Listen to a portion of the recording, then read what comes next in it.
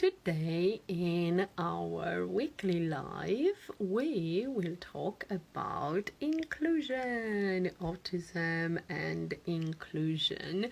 We have Jennifer. Who has a program in her school that is very successful. So I'm looking forward to hearing about it. And here she is. And of course, we have Jen who's going to join us. So let's see. I can't see you ladies joining. And let's see. That's it. Um, Hello. hello. Here we Hi. are. Yay. Welcome. I was fast. Yes, we're waiting for you to start. Good. I like that. As soon as I connected, everybody joined. Yay. That's working. Thank you for being here. Hi, Jennifer. Hi, Jen. Hi, yeah. The two Hello. J's. Hi. How exciting! Such an exciting topic and so important, isn't it? So, over to you, ladies. I'll just move a little bit from the camera because I have a huge head in here. I know. Just I just All came out of the right. pool, so my hair's a little bit wet, but I think I'm Yeah. You it's the look summertime, gorge. So. All right. Well, why don't we Summertime. start with introductions? Today's a special live because we have one very special guest because she's so full of information. I wanted to be able to focus on all of our content on what she has to share with us. So maybe Bella and I, why don't we do our brief introductions and then we'll move it over to Jennifer. So go ahead, Bella. Tell us Hi, who you everyone. are. If you don't know me, my name is Bella, and I help autistic children reach any goals they want to with the help of musical games. Let's call it this way, short one. Okay. And you do a lot of virtual teaching with the little kids, right? Yeah. Okay. All right. And I'm Jen Slaton. I also do virtual. We all do these days. I'm a psychotherapist and coach, and I specialize in autism. And I also do a support group that is currently it's for late diagnosed autistic women. And I can expand to other more interest areas. I can expand it to more gender inclusive groups. So that's me. And Jennifer, tell us about you. Hi, I'm so happy to be here. Thanks for having me. I'm Jennifer Geigel, and I'm from Canada, near the capital, near Ottawa, Canada. And I'm a special education teacher here in Ontario, and I teach children with autism. I've been teaching children with autism for the last 9 years. It's going to be my 10th year this September. And I've been teaching for 23 years.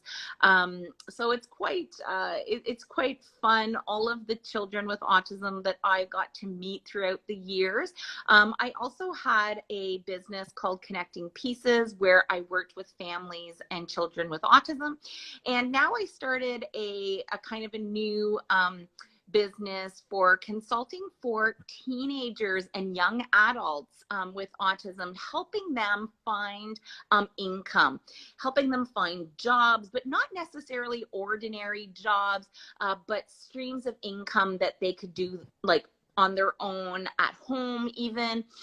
So I've been very creative at finding, people, not just autism, people with special needs or just different disabilities. I've been helping them find find their way to make a little bit of extra income for themselves. So that's been really rewarding. And that's just new because my own daughter is 16 years old. She's going on 17 next month. And she's wanting, you know, to create income. And that's how I got so interested in finding help for her and creating opportunities for her.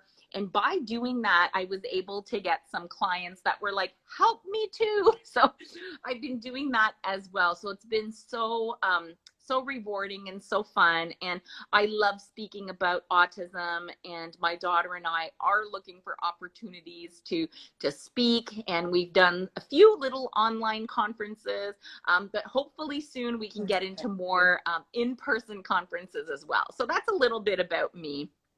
That's fantastic. And I've heard you speak about how you help teens find jobs or young adults. And if anybody is interested at this point, and you may have other resources, but I watched you have a live interview that you did. And we could post that in the chat if people, or you could DM us to find that link. Because you really go into detail, and it's just amazing, and it's so creative. And what age, like you said, young adults, like what ages do you work with? Anybody who's wanting to, I think you have to go with, you know, that person's interest. Like if a, you know, if a young teen that's, that's 14 or 15 years old, if they want to start looking for income, you know, sometimes they're just looking to make a little bit of extra, you know, money to buy a few things, buy some treats or whatever, you know, it starts that way and into adulthood. So like even right now, one of my clients is an adult and she's dyslexic, and she never thought that she could do some of the things that she's doing, you know. So depending on their needs, I really go with what they're looking for, what their needs are, and that. So yeah, it's been very, very rewarding, and I think that's my next path, I believe, is to continue. I think so. I know. I really enjoy it. You spoke about it on Clubhouse with us, and everybody was like full of questions, and I wanted to talk to you, and so it's been so fun. And you know, if we go back to the subject of inclusion, that's another thing, you know, like inclusion in schools, but also in the workplace. There's so much inclusion that can be done in the workplace. Right. I know that could be a whole other live. We could talk about inclusion in the workplace, but I know we want to get back to inclusion in schools. But you know, that's the thing. When you asked if I would participate, I was like, yes, because we have such a great program here in my school board, and if it's okay, I'll talk about it a little bit, how we do that. And it's just fantastic. I just want to point out, yes, as we talk about this, to keep in mind as we listen to you about how this can influence kids as they grow and into the workplace. So it really is this whole continuum that starts in school. So yeah, please tell us about how it works in your school. Yes, and absolutely, you're right, because these children that grow up having people with disabilities, no matter the disability, right? Like it could be someone in a wheelchair, it could be a person with autism, whatever it is, you know, being raised with these people, having them included in the classroom, having them there with you all the time, makes those children turn into accepting teenagers. Then it'll be accepting adults, people that will include people naturally because they're just used to it and they're not afraid, they're not scared. Because that's what happens a lot of time, is it's that we're always afraid of the unknown, and when people don't know something, they get afraid, and sometimes it's not coming from a bad place. Sometimes it's not coming from, you know, these people are not necessarily bad, but they won't include the person with a disability only because they don't know what to do. And they're so scared to do something wrong that they rather not do anything at all. Mm-hmm. And that to me is where the education needs to step in and teach children about, you know, these wonderful people who are are right there with us, and to not be afraid to include them and not be afraid to ask questions, you know, and to see how they can support them instead of just ignoring them, saying, oh, I'm just too scared, I'll say something wrong, so I'd rather not talk to them at all. Well, that's no good, you know. So That's right. Right. The other exactly. thing too, if I can add, is bullying also comes from fear and the unknown. And so if children understand differences and how to interact, a lot of times the bullying goes away too. Absolutely. And we've seen that many, many times with our students. So I'll talk to you a little bit about how our program, and this is not like I didn't invent this program. This is a program from my school board, but maybe it'll inspire you, you know, maybe somebody will say, wow, you know, maybe I should implement this at my school. Maybe somebody can, you know, talk about it. And because it's such an awesome, just the whole system is just perfect. So how it works is it's an inclusion program. Now, it's really not just inclusion where we take the child with autism and just put them in the class with no support. That's not what we're doing. So we are, you know, including that child, and I really want to say inclusion, because sometimes people will say, oh, you know, my child is integrated, but this is not what I'm talking about. I'm talking about full inclusion. So they are in full inclusion. They are part of the classroom. They are like any other student. So if there's 25 students in the class, they are one of those 25, nothing extraordinary there. So they are in the regular classroom. What's extraordinary is that there's a team of people. So in my school, it is myself, I'm the resource teacher, and I have 2 EAs, so 2 educational assistants. So we are 3 adults for 6 children, okay? So in the school where I'm at, the students are between the ages, they're between the grades, grade 3 to grade 6. So we have grade 3 students, grade 4, grade 5, grade 6. Now, they are in their classrooms, these students. I have 6 students all in their own classroom. I will go into the classroom. I will go look. I will go observe. I will even go help other kids. You know, I'm there. I'm watching what's happening. I'm making sure that, you know, the child with autism is being included. I'm making sure that he's doing okay with his academics, if it's mathematics or whatever it is. And I go around and I help everybody. And I also team teach with the other teacher, with the homeroom regular teacher. So she's teaching, I circulate, I go and help the kids, and I'm always watching. I'm always watching that one child with autism, make sure everything's okay.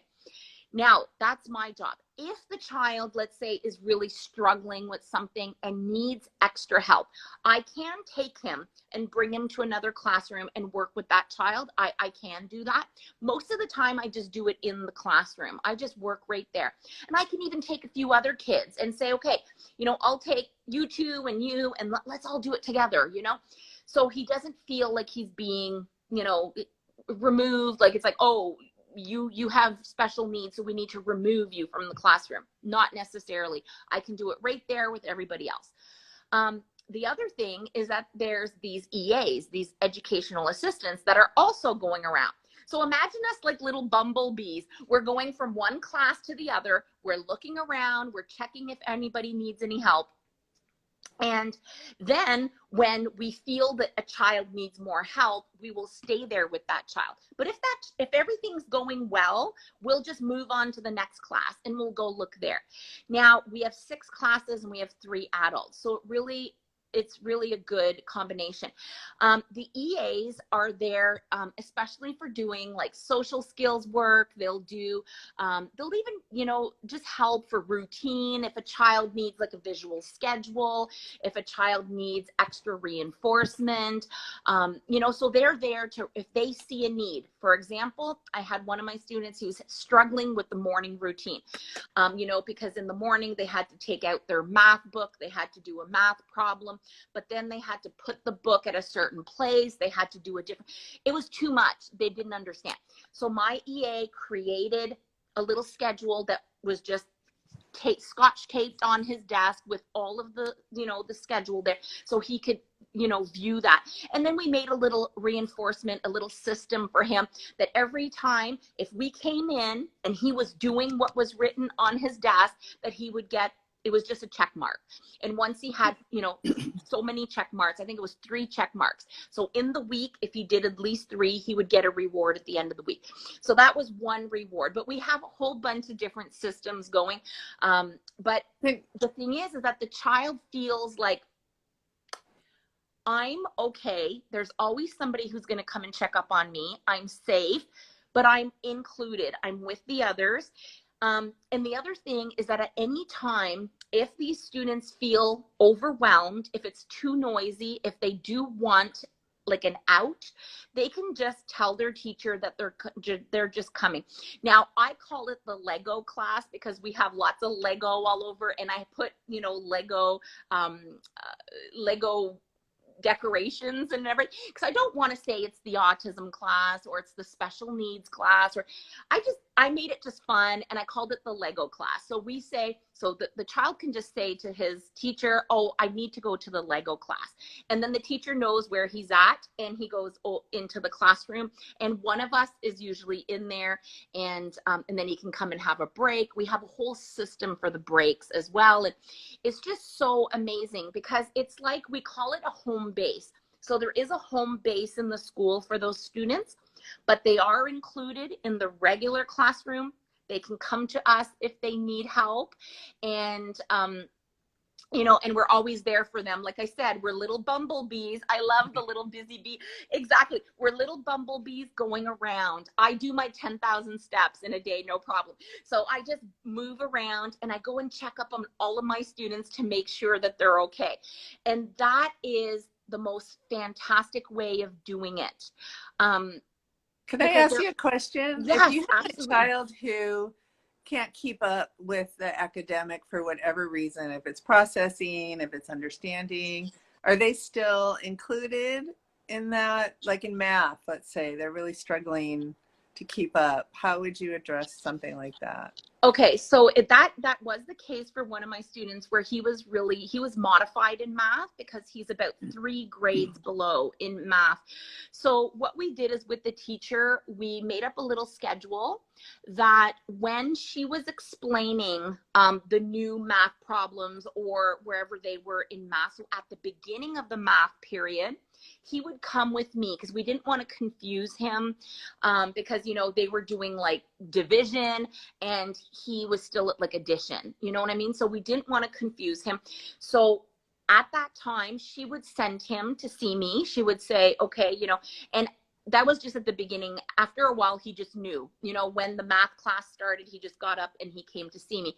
Okay. So it was clear in the schedule, and she always did math at the same time so that would make it very simple for the child. So that's when you would do like a pull out, is if there was a real learning discrepancy in a certain subject. Yeah, but not for the whole period and not all the time. Right. For example, if they were doing geometry and he could really participate, then I would go with him and participate. And it's always the goal, the number one goal is for me to go in there and then help him so that he can stay there with his peers as much as possible. Now, if it's something like she's teaching something new and we know that that's just going to stress him out more than anything, because if he's not quite there yet, then he can have little periods where you're going to go for 20 minutes and then I work with him on something that needs to be worked on, and then he comes back.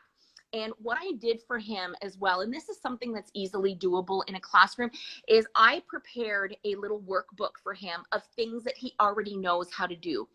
And when the students are working on their work, and if I don't have time to take him, the teacher will just say, you work in your red binder, and he knows, and he'll just take out his red binder and he'll work on his thing because he knows that he can do those things. So that's very, like, he feels very secure in that. He knows that he can accomplish it, because that's really difficult when you have a child that's modified and he's in the regular classroom. He sometimes feels that he's not up to par, right? He's not doing as well as everybody else. But by having his own work, he sees all of the other students working and he's working. So it doesn't really show that he's working on something different. Nobody really notices, and he just feels like he's doing something that he's able to do. And that's really important. And we always do an 80-20, right? 80% of things that he already knows how to do, and only 20% of new things. So that's in everything, right? Like, regardless if you're talking about, ordering a meal on the phone, or if you're talking about math, you never want to have more than 20% of new things, because it's like me. If all of a sudden you guys started speaking a different language that I didn't know, I would be very discouraged, right? So it's the same thing. And that's what I compare it to when I'm doing like a conference or something. And I say, you can't be just telling them all new information all the time, because they're going to just block their ears and stop listening. Right. And I think that's really important to know, that there should always be 80% of things that a child already knows. And that makes you feel, because let's say if once in a while you were speaking a different language, but 80% of the time you were speaking English, then I would feel confident enough to stay, right? But if you guys all started speaking a different language all the time, I would want to leave. I would say, okay, well, I'm going to leave. Right?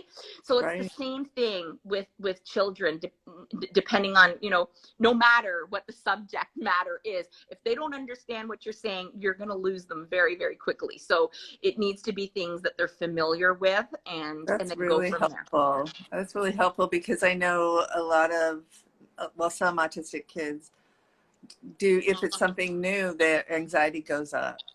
And so that's really a brilliant way to help them with their anxiety too, and not overwhelm. Yeah. So if you want to teach something new, a really good way is to mix it in with things that they already know. So, if you do have like, like, again, depending, like, I'm trying to find a concrete example, but, like if you have, like, here's an example. Is when I was teaching this child multiplication. Well, I had, let's say, a bunch of addition, and then let's say if I did 4 plus 4, and then I had a bunch, right? Like, I had a whole bunch, 8 plus 2, 10 plus 2, whatever, a whole bunch, 4 plus 4, 2 plus 2, and then I would go 2 times 4 right underneath the 4 plus 4. So, and then I would even maybe like circle them together and say, well, this is kind of the same thing, right? So I'm kind of adding that extra, almost like a little hint of saying, well, your 4 plus 4 in your 2 times 4, it means the same, So I would start maybe with that, pairing them together, right? And then you would have a lot of things that they can manipulate, some cubes. If I was teaching that, I would have little bowls and little cubes, or little, tokens, and then they could separate the tokens with in the different bowls. And even that example, because I know I'm going on about this example, but because it's really dear to me, because he learned how to do multiplication with these bowls. But I actually, when I would write it down, I would say, for example, let's say 2 times 4. The 2, I would kind of put it in a half circle. That was the bowl. So 2 bowls of 4. So to him, that made so much sense. So sometimes it's also looking for little hints that you could give them, little visuals. Yeah. And then again, once he knows how to do that, you start removing them, but removing that 20% of the time. So I would keep some in, but I put some without the hints to see, and then he would start getting that, and slowly you remove those hints, and he's able today to do that multiplication. But it took a while, but you know what, he got it, and there was no it was not difficult, it just took a longer time. That's what I keep telling them. I said, it's not because it's difficult for you, it's just going to take you longer, that's all. And that's okay. Not everybody can ride their bike the first time either, so you have to practice. So that's a good lesson for all of us, right? That sometimes things take longer. And how do you address the kind of the mainstream population if they are uncomfortable, if a student's having a meltdown? Like, how do you work with the other kids to understand? Well, that's a really good question, and I'm glad that you brought that up. Okay, so one of the things that we do, when I got into this position the first time, when I got there, it's one of the things that I changed. So this was a bit my idea. Because when I got there, I felt that our classroom was a little bit of a mystery. People were like, who's in there? What are they doing in there? You know? And I said, I need to demystify this room. I need to make it a place where the kids want to come. That was my first goal. So, and again, because my theme was the Lego class, I started doing these Lego challenges at lunch. So this was one of my brilliant ideas that I had, is that and remember, these children are, 8 to 12, like they're grade 3 to grade 6. So they're into Lego and stuff, right? So I said, okay, you know what? You guys are going to invite 2 friends each. Well, the first time it was 1 friend each, and then we went to 2 times 2 friends each. But anyways, so at first it was 1 friend each. You invite 1 friend each, and we're going to come into the classroom at lunch. We're going to eat together, and I put a little movie on while they're eating. And when they're done eating, then we get to play Lego. We do a little Lego challenge. They're put into teams, and they get to build something. Well, all of a sudden, that first time, I took some pictures. We put the pieces that they had built, we put them out in the hallway and stuff like that. And then the kids were like, when did this happen? I want to do it, right? And then so slowly every Wednesday, it was Wednesday during lunch, every Wednesday they'd invite a friend. And at one point, everybody wanted to come. So I told them, okay, invite 2 friends. So I started inviting 2 friends. Well, my classroom was the very cool place to be. And everybody wanted to come and do the Lego challenge. And I think that really, really helped with how the other students perceived the autistic community, because they were like, no, these kids are cool. They're going into this class. We're doing all this fun stuff. We're getting treats. We're doing things. It's so much fun. And especially in the winter here in Canada, when it gets like, very, very cold and it's like, freezing, they wanted to stay inside at recess so that they could play with the Legos instead. And it was such a great project that it changed. After a while, instead of playing Lego, we started doing crafts. We started doing activities in the gym. So it evolved with the time. But the kids really wanted that child to pick them. So it was like, pick me. I want to go with you. Now, of course, the child that's being a bully or the child that's not being very nice is not going to get chosen, because those children are going to choose their friends. Now, this is what we found happened. Slowly, what we found is the kids started wanting the children with autism to be part of their group. They were like, oh, we're picking teams for, math or whatever. You want to be in my team? Oh, we're doing a science experiment. We got to be in teams of 4. Do you want to be in my team? Now they started inviting them because they wanted to be invited too for all the games during lunch. So that was a really brilliant idea. And guys, if you have a child with special needs or a child with a disability that isn't being included, give that idea to the school. Say, could you do something exciting, with my child where he gets to pick some friends to come with him? And you know what? It made the biggest difference. Even some of the parents were like, I can't even believe. They were like, thank you so much for doing this, because my child has never been invited to a birthday party in his life. And now he's being invited to birthday parties. Oh. Now he's being invited. So of course I'm crying, and I'm like, woo. But because they develop real bonds, right? It's not just to get invited, but they get to know each other. And yeah. Absolutely. And it started that way, right? It started because they wanted to get invited.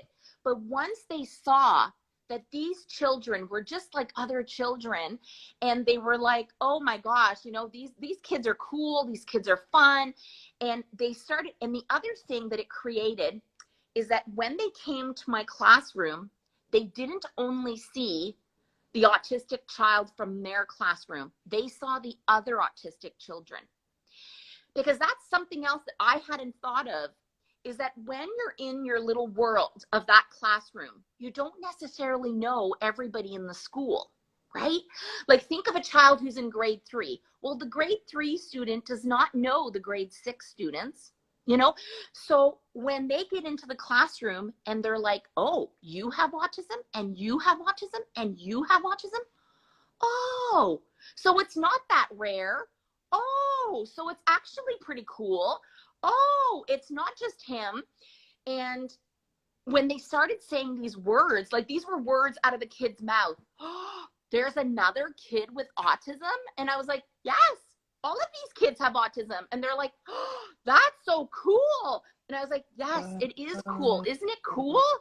And when we started having that discussion with them, is that we realized, well, having them all together with their friends, it also makes them feel, look, I'm not alone. I'm not the only person with autism. All these other kids have autism too.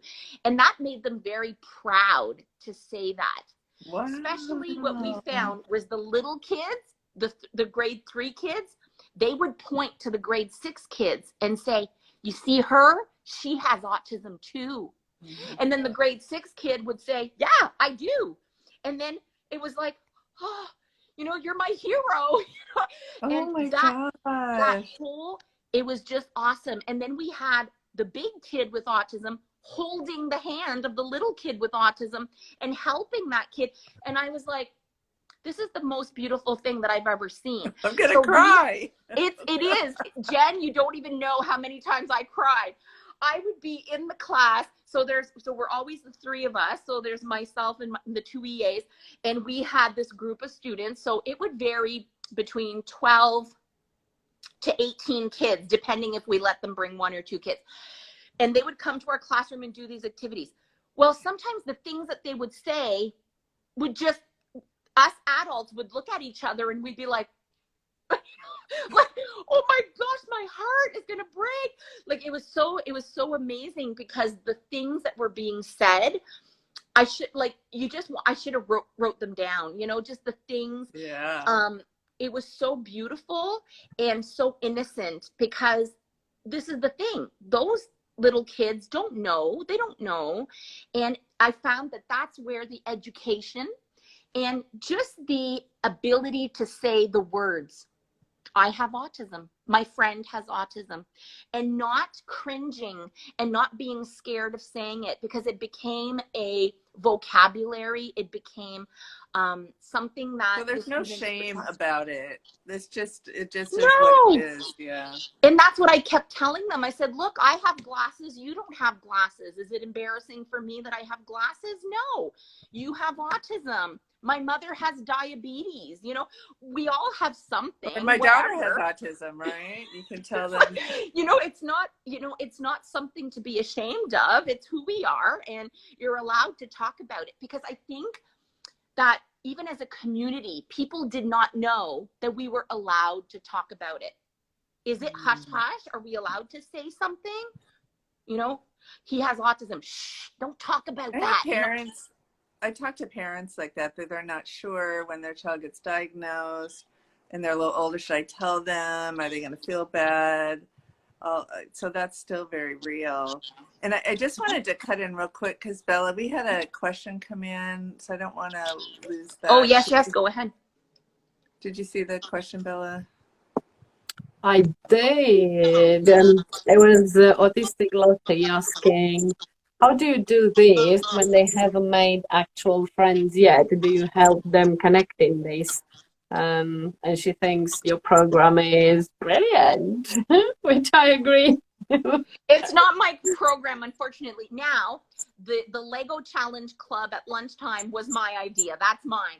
But the whole program is from the school board, so I can't own that. But yeah, for sure. That's one of the things. So the EAs go out at lunch and go out during recess with the children. So they're outside and they're helping them. So here's a really good tip. If your child does not have any friends yet, again, these are children, guys. Okay. So sometimes it's very difficult, especially when they're very little. You know, you can't necessarily be, you know, if you're talking about a 4-year-old, a 5-year-old, a 6-year-old, it's really hard to, you know, to tell the other kids, well, you have to play with this kid. You know, it's very difficult. So one of the tips that we do is the EA will bring something fun outside to play with. For example, hula hoops, or maybe some bubbles, depending on the age of the child. If it's an older child, maybe a football or something. And then she'll participate. And that's really important when they're younger, is that adult participation. There needs to be somebody there that's going to be the, you know, the glue, because sometimes children, they'll start kind of interacting and then they'll dissipate, right? So that adult will be there to make sure that the kids stay in that activity a bit longer. So yeah, so, you know, bringing something fun outside. Just an example, one of our students, you know, grade 6, having a hard time making friends. Well, he loved Pokemon. Well, let's take out some Pokemon cards. Let's go and talk about Pokemon. A few of the other kids would just kind of, you know, come in. What are you guys doing with these cards? You know, and then, oh, do you know what's your favorite Pokemon? Start a discussion, you know, and then you try to kind of back up and let the kids talk. But at first, you really need to be there to ask the questions, and, you know, because they're all shy and awkward, and, you know, so you have to be like, you know, there to help them interact. But slowly what was happening is that once that adult would initiate it and be there, slowly, you know, after a couple of days of doing that, then you kind of give the pack of Pokemon cards to that child and say, okay, you know, you go outside, and then she can just watch from afar, and those same kids will kind of come, you know, and then what's really good about that is he's attracting people with similar interests. So people that are not interested in Pokemon will not attract to him, and that's fine. Not everybody has the same interest, but the kids who are interested are, you know, they're like little flies. They come and check it out because he has the Pokemon cards, and then they start talking, and she can make sure that it's, so not that that's a friendship necessarily at first, but it will develop into a friendship eventually. You know, you got to give it some time. And the other thing is that a lot of times the parents will ask me, and that's something that everybody, you know, ask the teachers, who does my child play with at school? Or even if it's not play with, who does he seem attracted to? Does he, you know, if there's teams during like class, does he gravitate towards a certain child? Is there a child that goes and gets him? Is there a child that really includes him in the game? Maybe it's not his best friend, but is there somebody that seems to be, you know, more attracted to your child, or seems to be cooperating well with him? Ask the teachers, because they are seeing this, they are observing. So, and then when you know that, ask the teacher, can you ask that child's mom? Can you, or mom or dad, you know, can you ask that child's parents if I can get their number, or can you give them my number? Can we, you know, get in touch? So ask the teacher to be that liaison, if you want, like because once you can find the one child that will be able to maybe come over to your house and play, maybe meet at a park with the, you know, the parents so that you can meet them, you know, initiate some home-based play as well, not just at school, because that is really the magic. And I say it to parents all the time. Once your child has a friend that he's playing with at home, it's going to be easier for him to play with that child at school as well. So that solidifies that bond. Because and sometimes don't you have to, like, just like you were describing on the playground, the parent has to kind of help their child play with the friend. Yeah, definitely at first. And the thing that I always suggest is to have an activity planned. Not just say, do you want to come over and hang out? Because little kids don't know how to hang out, and even big kids. I mean, my daughter, you know, she's almost 17, and if I just say, you know, does your friend want to come and hang out, like, she's like, well, what are we going to do? You know, so it's not clear for her. So I will have an activity planned out. And also limit the time. They're not going to be able to play for 3 hours, you know, like maybe limit that time. So I will say, for example, well, you know, let's invite your friend. We're going to go for ice cream. And then after, we're going to whatever, you know, then we're going to come home and we're going to play this video game that you like. And maybe we can play this board game that you like. You know, I'll name out 2 or 3 things that'll be done. And then for her, it's clear. So for Emily, it's clear, but for the other friend, it's clear too. So that it's not like, you want to come over and hang out? It's, do you want to come over and play Roblox? And then we're going to play a card game and we're going to go for ice cream. You know, so that way, for both parties, it is very clear and concise. You know, I remember when she was little, I used to say, you know, like to even the parents of the other little kids, I would say, you know, does your child want to come over? We're going to be making homemade pizzas for dinner, and then we're going to watch a little movie or something, you know. So the parents knew exactly what was happening. The children knew what was happening. They know what to expect. And I think that really helped for Emily's anxiety, you know, to know exactly what. Yes, absolutely. The autistic brain, right? They need to know because there's already social anxiety. So if there's no structure, Laura has another comment there too. Bella's our reader today. I think Laura is talking about her son. She says he is 13 and has so much trouble to make and maintain friends. He's going to a special education high school next school year, so I hope this will work there. Thank you for these tips. This is so great. And then Boraine says autistic set time. So yeah, they like the clear expectations, the clear time frame. Yeah, those are wonderful ideas. The other thing that was occurring to me is I think a lot of autistic kids learn to mask, right? Especially if they have maybe overt stims and all of that, and they're taught, you know, hands down, don't do that. And that can add a lot of stress. So how do you deal with that at your school? Well, it's not, like, I have to say, honestly, it hasn't been that big of a concern at our school, especially that the kids are so used to having them there and to seeing that stimming behavior. I've had children in complete, oh boy, in you know, I don't want to say a meltdown, but it pretty much was. They were having such a hard time. They were screaming and everything. And the other children hardly even looked at them. So there, I have to say that the inclusion has made such a big difference where, you know what, those children are kind of used to it, and we teach them. That's another thing, is that we have to stop always thinking that, you know, the people with autism have to, like, you know, figure out how to live within, you know, amongst us.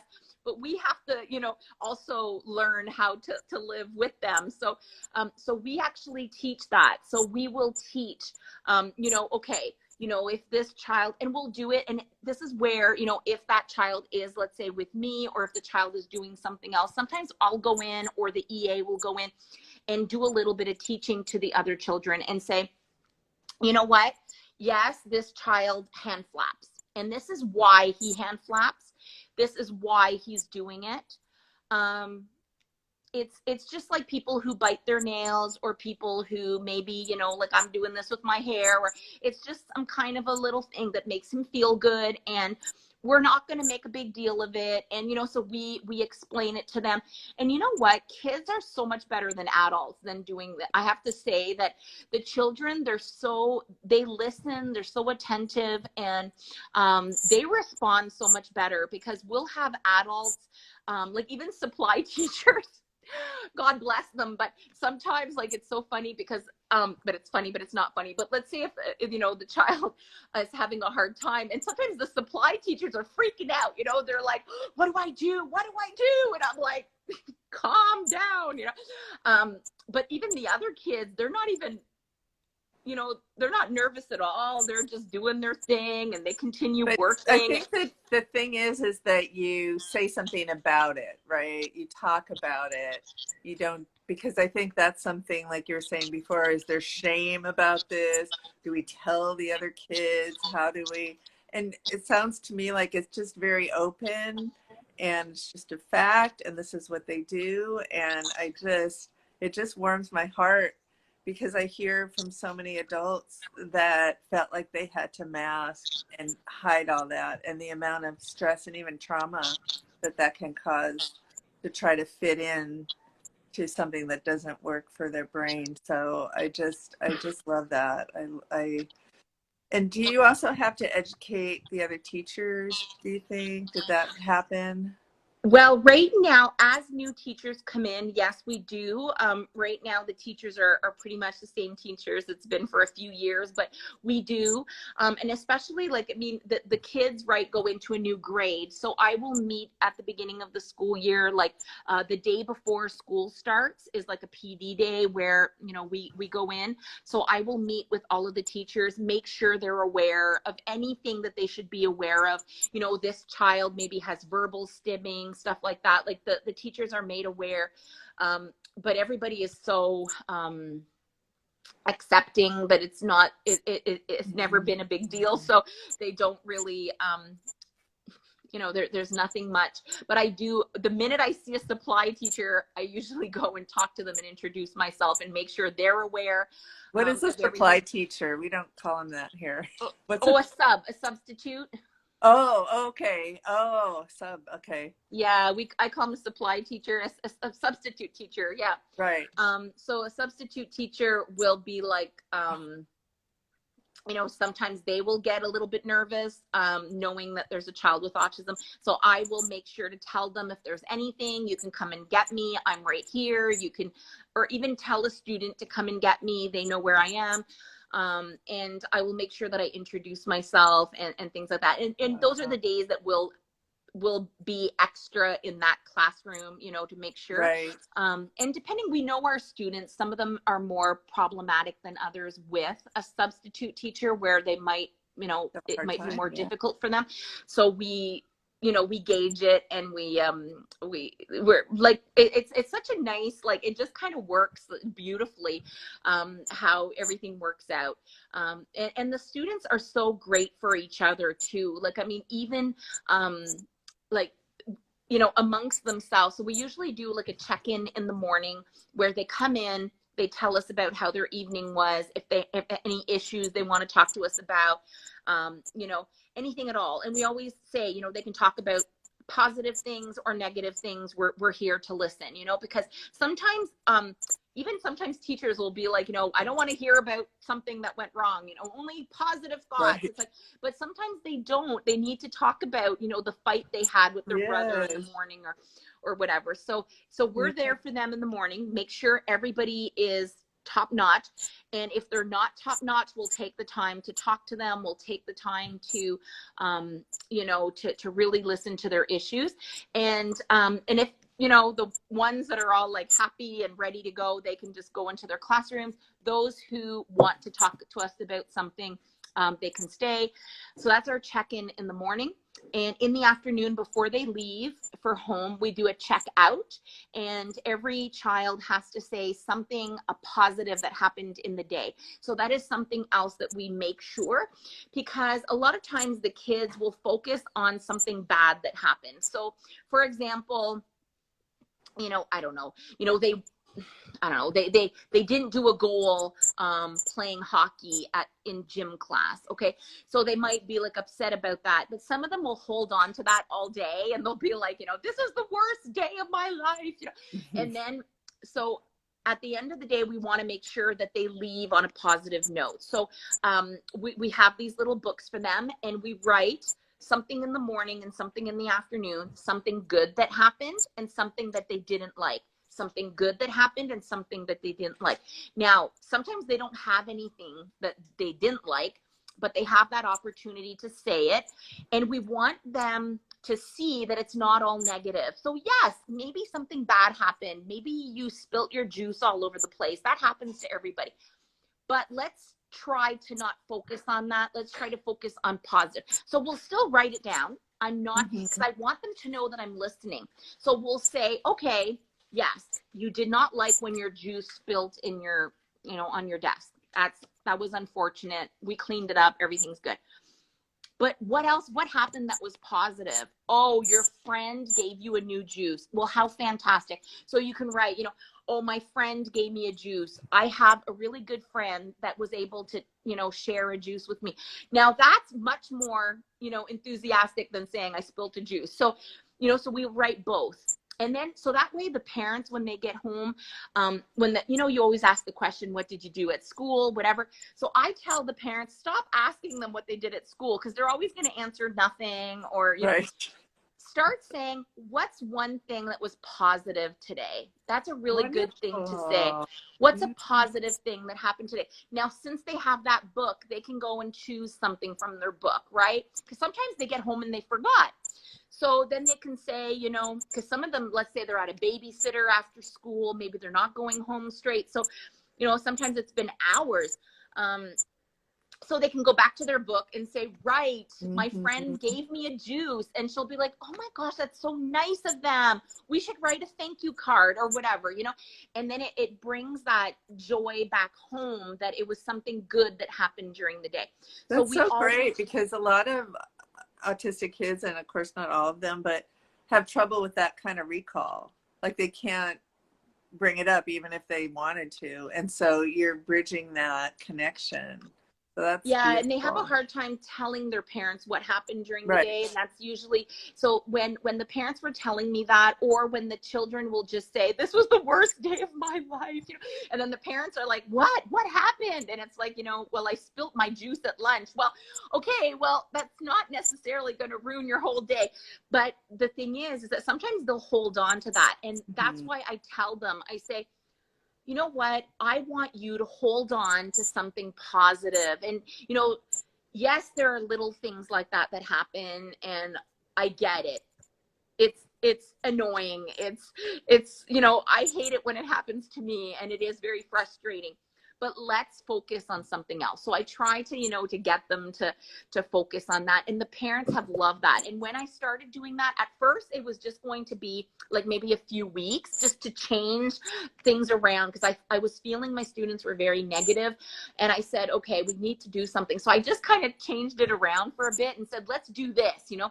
And they got into it. And it's so fun because they'll come up to us and be like, oh, Madame Jennifer, write in my book, I did a goal, or write in my book, you know, whatever, you know, this happened, or, oh, write in my book, I got an A in math, or, you know, so they'll come and they'll tell me what to write in their book. So that's so fun. And the older kids, the one from grade 6, they can write in their own book, you know, and depending on the child, some of them will just write in their own book, and I'll say, come and write it yourself, you know, and they'll write it. And I'm trying to bring them to that. And then I said, well, at one point I was like, okay, well, they're good now, I can remove the books.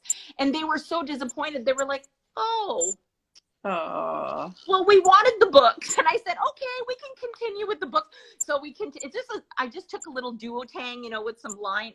It's just some sheets of paper, and they just would write what they loved about their day. I love that. And it's so simple, but the parents said, you know what, Jennifer, that's one of the best things, because she'll come home from school, or he'll come home from school and be like, guess what, Mom, I did this, you know. And she's like, well, that's such a ray of sunshine, because it used to be the opposite, right, where he'd come in and say, this was the stupidest day ever, you know. So it just changed the narrative to finding something positive. And anyway, so we kept it. So that's another little tip for you guys, is get your children to tell you one positive thing during the day, and that really works. We're gonna need to wrap up soon, and yes. I want to have Bella comment, but I just have one quick question. So when we're talking about stims, so if kids have vocal stims or making some noise, is the classroom, they get used to it so they can just kind of tune it out and it doesn't cause a disruption? It doesn't cause a disruption. Usually it depends. We do try sometimes to redirect if it's getting too intense. Like we will, you know, in a respectful way, we'll try to redirect that. I mean, obviously if it's affecting, like, you know, his ability to do something. But generally speaking, if I found in my experience, if we just let it, you know, let it go, just ignore it, we just kind of just accept it as it is, it'll just stop. Like it doesn't last forever, because I think there's like a need. It's like anything. It's like I'm thirsty, I'm gonna drink, and once I drink, well, now I'm not thirsty anymore. So it's kind of like that. And you see Bella's drinking as I said it. But I think that's the thing. And I think as we say, if we keep saying stop doing that, it's almost counterproductive, because I know, even as myself, I bite my nails. I you know, I'm a nail biter. And when I was young, every time my mom would say, stop biting your nails, it made me want to do it more. Right. And I think that that's not the way to go at all. And we won't tell people, stop that, you know, never, never, never.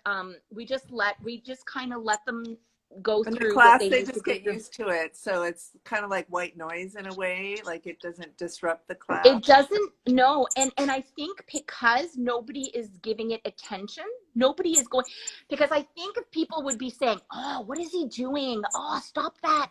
I think they would just make it last longer and make it worse. So by just ignoring it and everybody just continues what they're doing, it actually doesn't last long. Like I don't have any students that will stim very long, because they go through the motions that they need to go through, and then it's done. And having everybody on our side for that, and everybody reacting the same way, that's something really important. Because if everybody's reacting just, you know, they continue doing what they're doing, they're just not really paying attention to it, I think that just, you know, it's not doing anything. Like it's not adding attention, and that, you know, it's not adding anything. So the child will just go through what they need to go through, and it just stops there. So it hasn't affected the classroom at all. So sometimes parents might need to advocate with teachers if that's the complaint, well, your child's making too much noise or whatever. Sometimes parents have to educate the school and the teachers and stuff. Yeah, and depending on what it is, because I know that we had a student that her thing was asking so many questions all the time, and it was getting very disruptive. So it wasn't so much a stim, but it was something she was doing that was very disruptive in class. Is she would ask a question and ask a question, but it was, you know, so we would find little tricks. Like, for example, you know, during each period, you're only allowed to ask 5 questions, you know, and then we would kind of check mark them and, you know, stuff like that. Because, and that's something that it's so individualized that you can maybe get some help or figuring out what kind of system works. Or if a child really needs, like I have one of my students who needs to jump. Well, when he needs to jump, there's 2 systems. So he can either go to the back of the class, because he's sitting at the front of the class. So if he starts jumping at the front of the class, it can be very disruptive, especially if the teacher is teaching. So he'll go to the back of the class, and there's a special spot for him.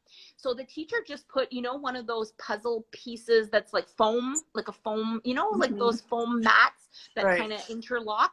So it's like an interlocking thing. So there's like, I think 4 little interlock. So it's like a bit, you know, it's kind of like spongy. So he can jump on that, and he knows exactly where he can jump. So he'll go and jump. Now, if that's not a possibility for some reason, he can always come to my class and jump, or even go in the hallway. So he has a few options, but they made him a jumping mat. Basically, this is your mat. This is where you jump. So the kids don't even, you know, mind, because he'll go to the back of the room, he'll do his jumping, and he'll jump maybe like 20 times, and he's done. And then he'll go back to his seat and sit. So it's not like, it's not disruptive, you know, because we made a plan. If he were to be jumping next to the teacher that's teaching, then it would be disruptive. But he's not being disruptive. He goes to the back, he jumps. Right. That's so fantastic. And I just am thinking about this inclusion and diversity and how this would impact or it will impact our society as these kids grow up and have this accepting, attitude about each other. I'm so. Absolutely. And we see it. All of the students at our school are so well liked from everybody, and not just, people, the students are not just tolerating them. The students really want to be with them. The students want them to be there. It's just amazing. They have real friendships, and it's been building, from grade 3 all the way to grade 6. So I can see the grade 6 students, they have their friends, they have their little circle, they're very well accepted within that circle. And the other, that's like anybody, they don't have to have 50 friends, right? They have their little circle of friends. They're doing amazing, but the other kids are very nice to them as well, but they found a circle of good friends, and that's what I find is just amazing. They have people who are very nice to them, people that are very respectful of them, and then they have their really good friends that want to be with them all the time, right? So it's just this beautiful community that we've created. Yeah. So Bella, squeeze in here. We've been doing a lot of talking. You're got nothing to squeeze. Jennifer said it all, so where do we go with that?